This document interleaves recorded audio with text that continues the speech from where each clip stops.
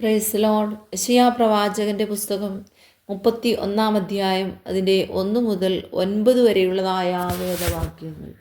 ഇസ്രായേലിൻ്റെ പരിശുദ്ധങ്കിലേക്ക് നോക്കുകയോ യഹോവയെ അന്വേഷിക്കുകയോ ചെയ്യാതെ സഹായത്തിനായി മിസ്രയീമിൽ ചെന്ന് കുതിരകളിൽ മനസ്സ് ഊന്നി, രഥം അനവധിയുള്ളതുകൊണ്ട് അതിലും കുതിരച്ചേവകർ മഹാബലവാന്മാരാകൊണ്ട് അവരിലും ആശ്രയിക്കുന്നവർക്ക് അയ്യോ കഷ്ടം. എന്നാൽ അവനും ജ്ഞാനിയാകുന്നു, അവൻ അനർത്ഥം വരുത്തും, തൻ്റെ വചനം മാറ്റുകയില്ല. അവൻ ദുഷ്കർമ്മികളുടെ ഗ്രഹത്തിനും ദുഷ്പ്രവൃത്തിക്കാരുടെ സഹായത്തിനും വിരോധമായി എഴുന്നേൽക്കും.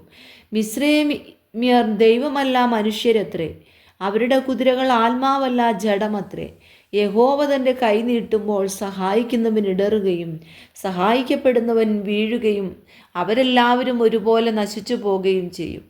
യഹോവ എന്നോട് ഇപ്രകാരം അരുളി ചെയ്തിരിക്കുന്നു: സിംഹമോ ബാലസിംഹമോഹമോ ഇര കണ്ട് മുരളുമ്പോൾ ഇടയക്കൂട്ടത്തെ അതിൻ്റെ നേരെ വിളിച്ചു കൂട്ടിയാലും അത് അവരുടെ കൂക്കുവിളി കൊണ്ട് പേടിക്കാതെയും അവരുടെ ആരവം കൊണ്ട് ചുളുങ്ങാതെയും ഇരിക്കുന്നത് പോലെ സൈന്യങ്ങളുടെ യഹോവ സിയോൻ പർവ്വതത്തിലും അതിൻ്റെ ഗിരിയിലും യുദ്ധം ചെയ്യുവാൻ ഇറങ്ങി വരും.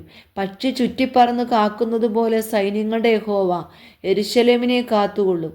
അവൻ അതിനെ കാത്തു രക്ഷിക്കും, നശിപ്പിക്കാതെ അതിനെ പരിപാലിക്കും.